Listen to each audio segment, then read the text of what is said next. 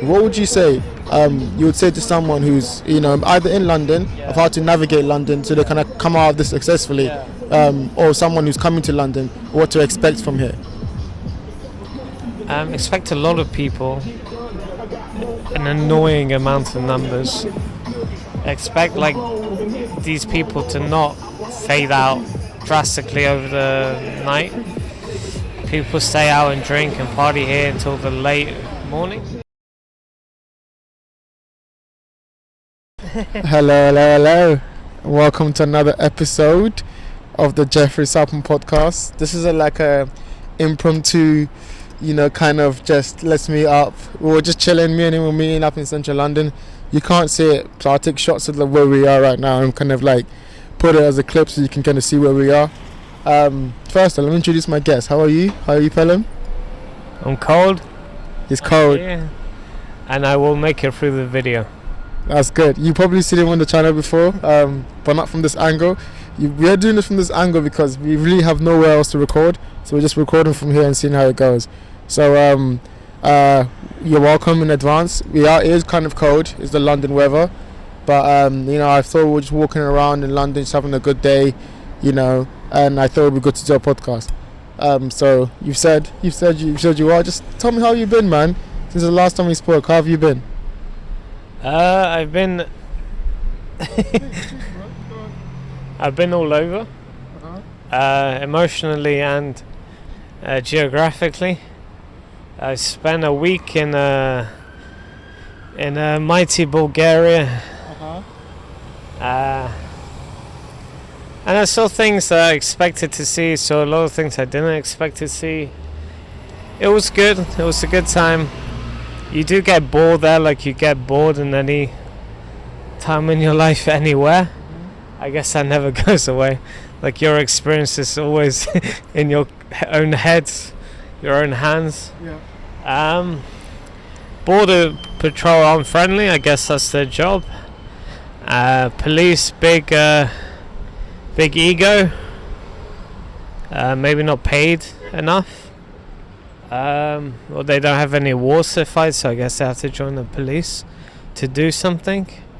So yeah, it was a mix of emotions and just busy working, like all good men are. Like all good men are. That's well said. Like all good men are. And I know you talk about Bulgaria. Kind of fuck Bulgaria. No offense to my Bulgarian fans out there. Or the one fan I have from London who lives in my house. But no, I wanted to, we're in London today, I don't know what statue we're leaning up against. It's the one in, where is this? It's Piccadilly Circus, right?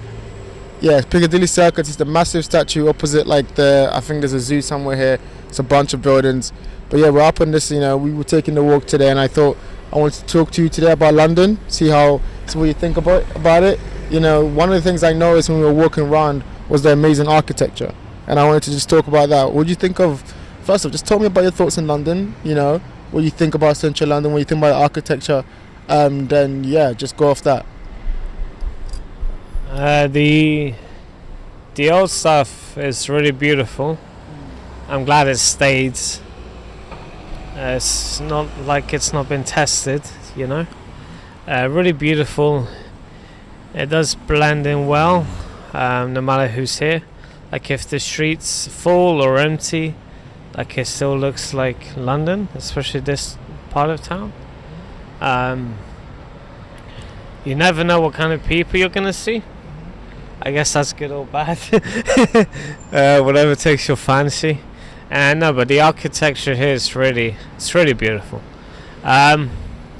It's not pretentious. It's big, but it's not like it makes you feel like you can't, be a part of these buildings or step inside them, I guess. Unless they're closed or it's whatever.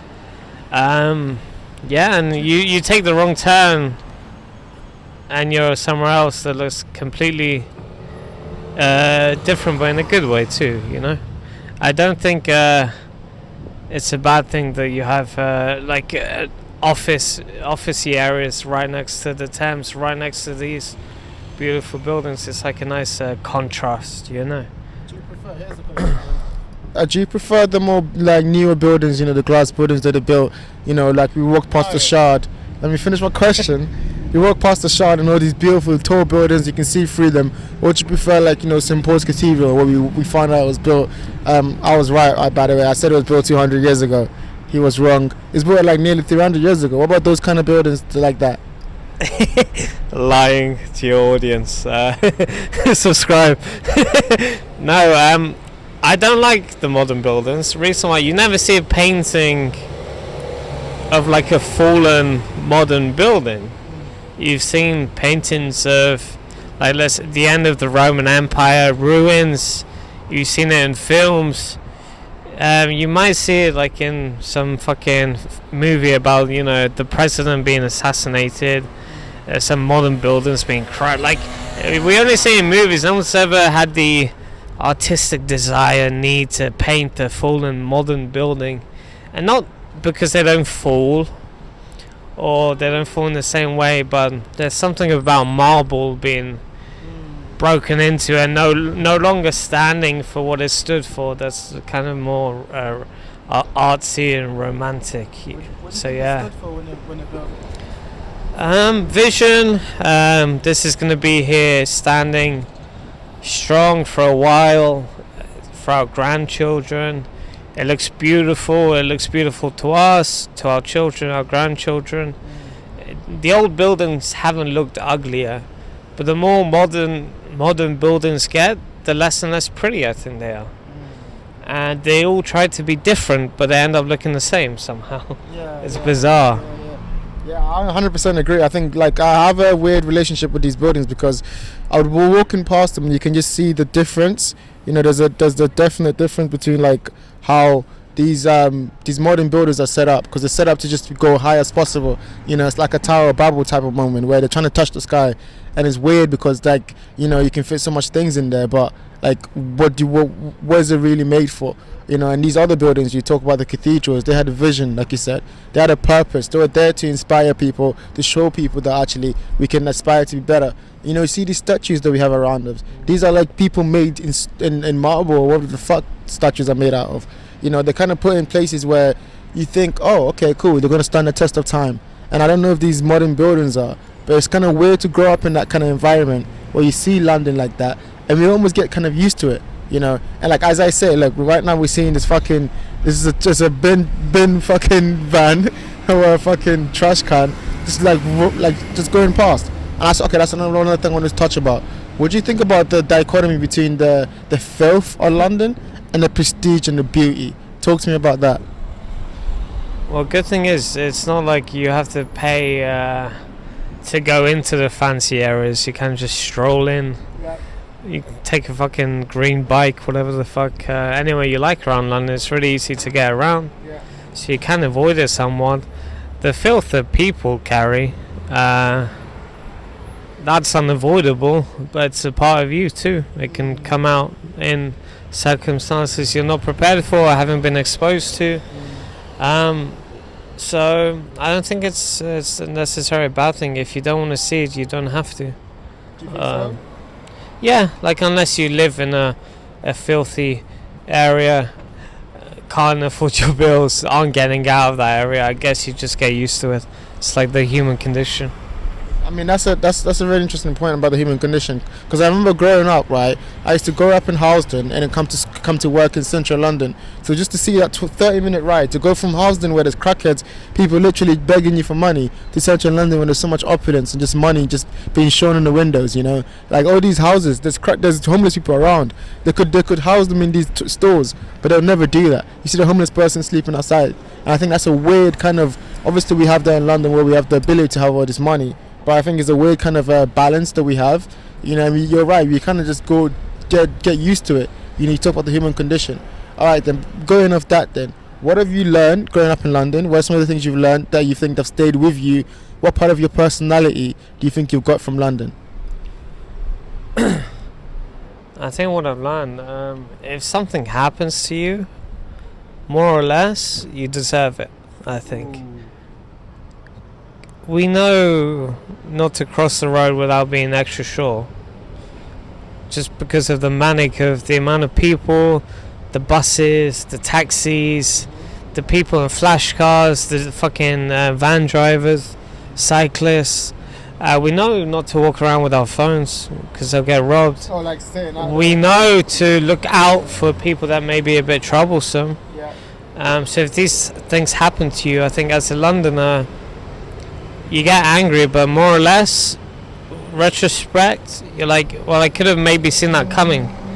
I see all the time. Like when you see people's phones getting snatched, it's not like they were 5 feet away from the road. They're right there waiting for their bus stop, scrolling through fucking Twitter, and it gets snatched. And if you're not capable of running after this person or tracking them down, well, your phone's gonna get snatched. If you can't stay away from it for 2 minutes, keep it in your pocket, then you're asking for these things to happen. So that's one of the things. I mean, that's interesting. Okay, just to go off that, then I know you mentioned the fact that you've kind of realized that about London. What part of the work culture? Because I know we have a big work culture here, and the drinking culture especially is what I'm trying to go on. How have you internalized that growing up in London, seeing how we're both heavy drinkers and also heavy workers? Has that part of that culture kind of seeped into your personality, you think? Definitely not the heavy drinking. Thank God. Haram. Haram behavior. I mean, I don't know about the heavy workers. I think people are just worked heavy. I wouldn't compare the work culture to that of like maybe Japan or Chinese or people who work in a more difficult climate. So I don't know anything about that. I think maybe the work may be more complex because we have bullshit jobs over here, like a lot of agencies and blah blah blah, marketing and people getting paid a lot to come up with stupid slogans that cost the company billions of pounds because they neglect their very loyal customers, like it happens in America, right? But yeah, you learn the work never stops. If you do 10-hour shift and perform just as well as your neighbor, if he does 15, he's gonna win. It's very competitive. You can see more or less how you're gonna end up because there's men of every generation, every wealth, every kind of background, profession, more or less like a feet away from you in London.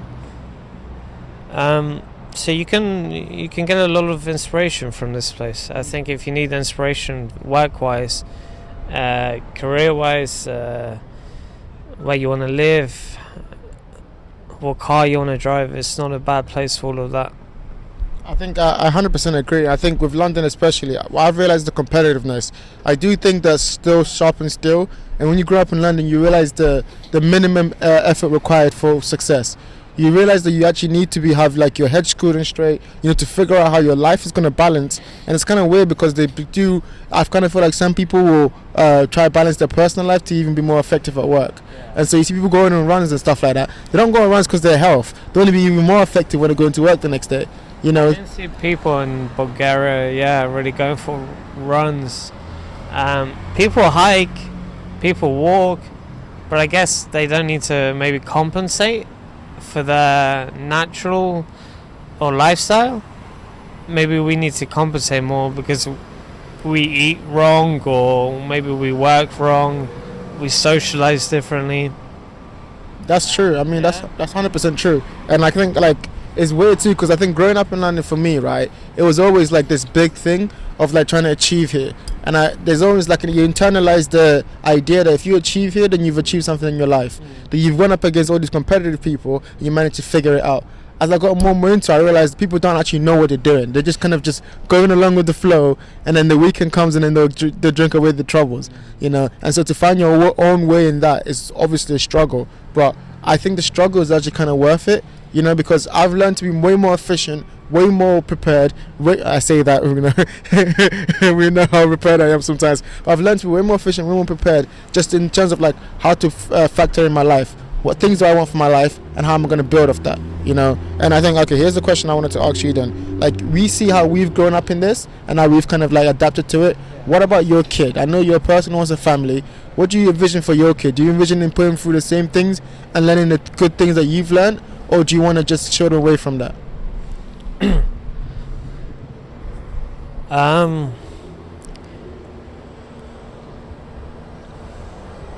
I don't think it will be like it is or is going now, 20 years from now. I think people will talk of London as what it was or what it's trying to be again, not what it is. And I think what it is will just be all surface and no core anymore, no soul. Sorry to interrupt. Okay, so tell me what you think London is. Yeah. Tell me what you think it was, and tell me what you think it's trying to be. I think it's a place of inspiration, of people grinding, because the pressures here, the financial pressures, the skill of your competitors, the attitude. I think all of that is London, and it's healthy, and it can put you in a good standing for what you want to do, like worldwide. Where do you think it's going? Well, it's going to a place where a smaller group of people can enjoy a larger share of the more expensive lifestyle that's good.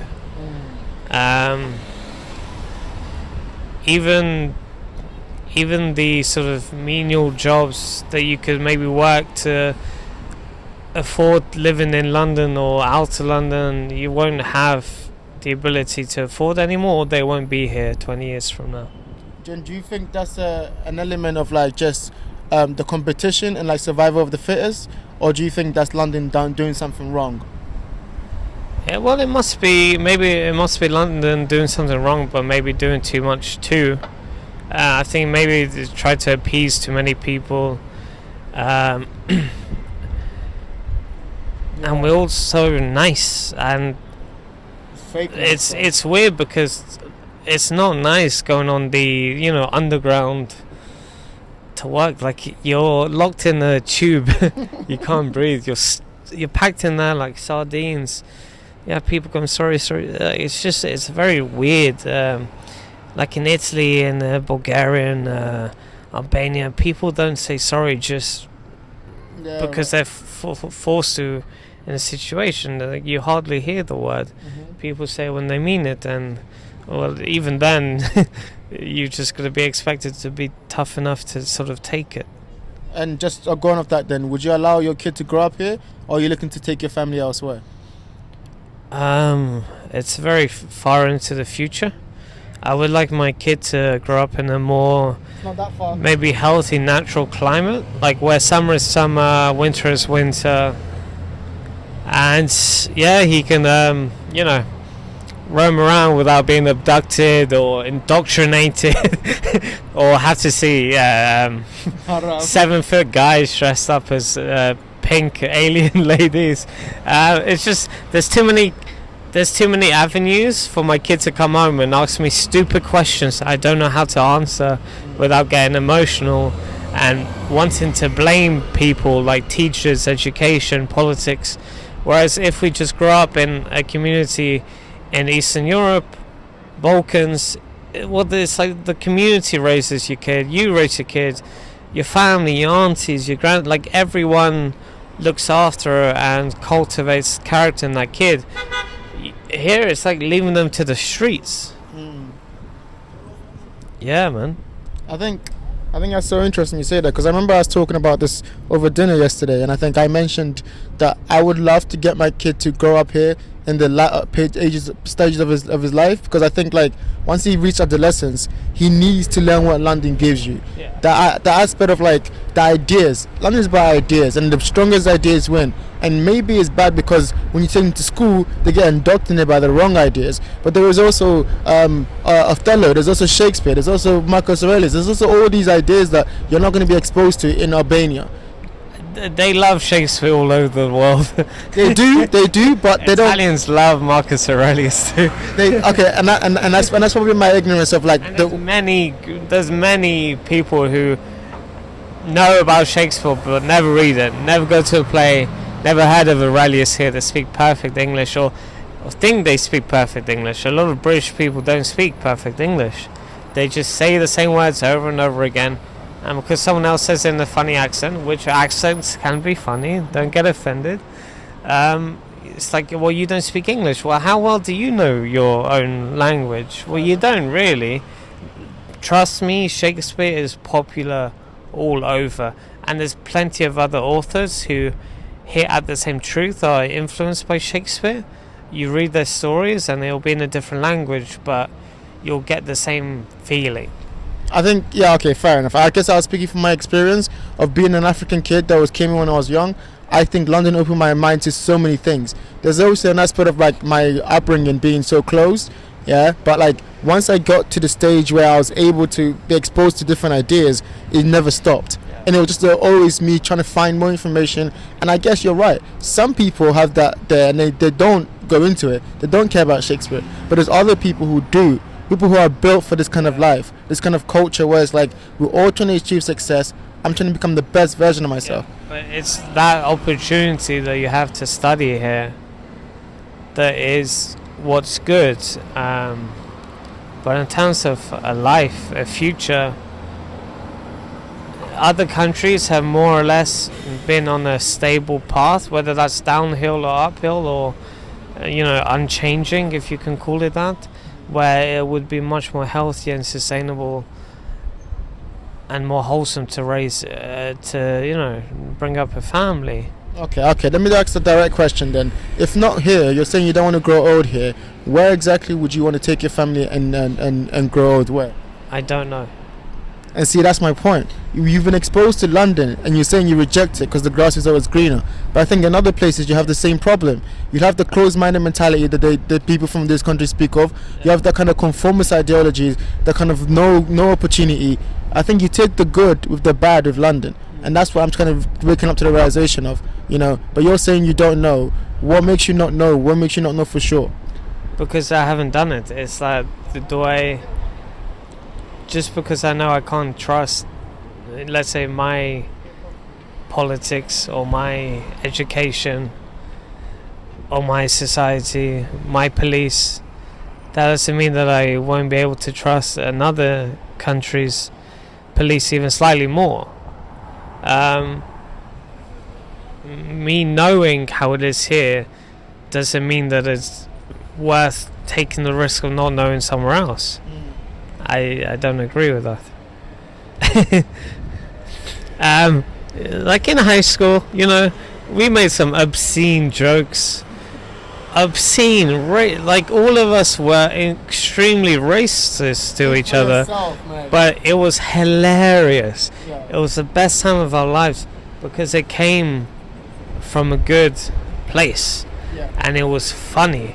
And those moments where you're laughing uncontrollably to the point where like you see a teacher smirking and people who don't normally contribute are laughing, and then it keeps going and building. That's community. That's London. That's the truth. That's community. That happens everywhere. Now I don't think kids are allowed to do that in school, are they? It's overblown. I think they are. Because listen, as soon as you turn that age where people can call you racist or homophobe or xenophobe or blah blah blah blah blah, as soon as people can call you a scared of something thing, why is that going to stop at just the adult age? Why isn't that going to go into the schools? They have kids involved in politics and in problem solving, kids, so why not get kids involved with victimizing too? Yeah. And blaming. It's going to go down that road. I don't want my kid to be anything other than a child, to play, explore his curiosity, play with other kids, not be afraid to take risks, to speak his mind, to ask members of the community for, like feedback, lessons. I want my kid to also like make mistakes and get slapped in the head a little bit if he fucks up. That does not happen here. I don't see it. Yeah, I mean that's true. I mean that's definitely true. I think the fear mongering around education is definitely that. I think there's obviously changes happening. I think that just changes happen because people become more I guess commercial.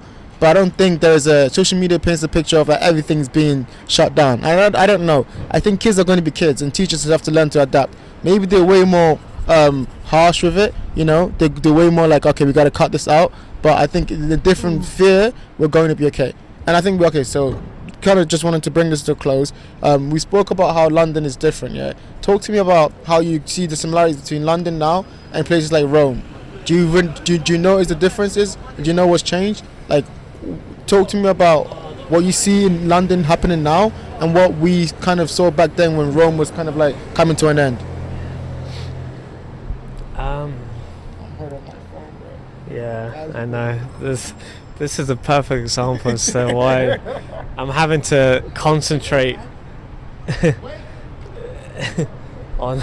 It's not even my phone. Like, why do I have this anxiety? I don't give a shit. I did not have this. London versus Rome. Well, Rome is far more beautiful. The sun kisses it like it kisses no other place on earth. The food is like less processed, more natural. People there kind of age slower. People here age overnight like a pear. They also settle here, where over there I don't think people settle as such. Like I think they just kind of grow into. Everyone starts off as like an old Italian woman or old Italian man, and then their body catches up to them because they have like multiple generations in the home. They all live together. They take lunch breaks. Schools, like it's proper European style, you know, like your kids finish school, have break with their family, and then businesses close for like an hour or two, and then you get on with it, and then you close early. They eat dinner together outside. They prepare, they talk, they drink wine. They drink a lot of fucking wine. Okay, then here's the question then. It's not like we have habits here, and habits can either be good or bad, prepare you for failure or prepare you for success. Over there, I think they're just living. They're just experiencing life, enjoying what they can. Okay, but I think but that's now Rome, right? That's Rome how it is now. Don't you think there's an aspect of like how like London is going to become that over time? How Rome was once a place of metropolitan, bro. There used to be people from around the world in Rome, and they flowed, and they used to have an whole empire. London is now slowly becoming that because people we're flooding here like they used to flood to Rome. Yeah. Do you see that 100 years from now we look at London the same way we look at Rome? Yeah, but if you stole things or did things that were like considered heinous, you would be what's it called? How did they kill your friend? Executed. Jesus, no! Like they would fucking crucify you. Yeah. They'd kill you. Like they were at least tough. They were tough. That's why they became Rome. But then they were still tough until they started collapsing from within. But they were at least tough. That's not true here, except for. Bro, I feel like the British Empire was pretty tough, bro. Yeah, but we're not. Are we in the British Empire? And that's my argument, right? It's like, we're in the phases of the, I guess, the late stage civilization collapse. But like, don't you think an aspect of it is going to become where it's going to go back to normal? I don't think it ever goes back to normal. I just think it changes. Fair enough. So here, just closing thoughts, because I am actually worried about my phone getting stolen. We're in the center of London. We're in the center of London. You have to understand. Alright, just final thoughts then. What would you say you would say to someone who's either in London of how to navigate London so they kind of come out of this successfully, or someone who's coming to London, what to expect from here? Expect a lot of people, an annoying amount of numbers. Expect like these people to not fade out drastically over the night. People stay out and drink and party here until the late morning. Expect syringes and knives and people pointing at you with fake guns. Expect a lot of like people dressed up all in black with slippers, and somehow they're both hot and very cold. That's good also. And expect to, wait around 6 hours for an ambulance and emergency services. But expect good food, I think good hospitality. Expect a lot of flavor. Expect to see a lot of like big-bellied white men who finish work that can wait to see their fucking wife, and they're having 6 pints. There's a lot of Englishmen in white suits that want to wait as long as possible before they go back home.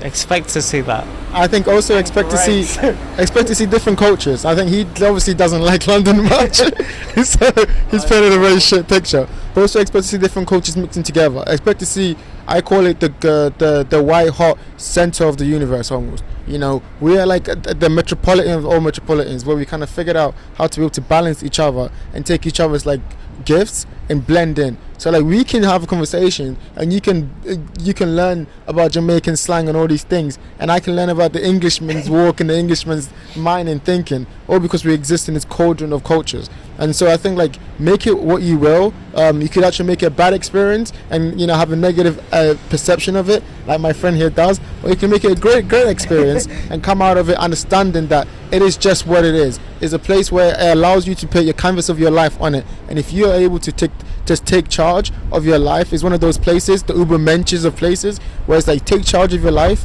and actually try and achieve. You might find it's vapid in the end and it doesn't mean anything, but it's also one of those things that you'll be glad you did it in the moment.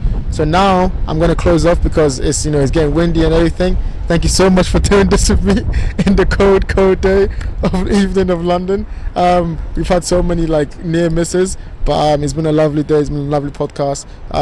Thank you so much, guys, and I hope you go out in London and experience it for what it is, because it's not going to be here for long. I hope this video goes out. All right, guys, love, peace.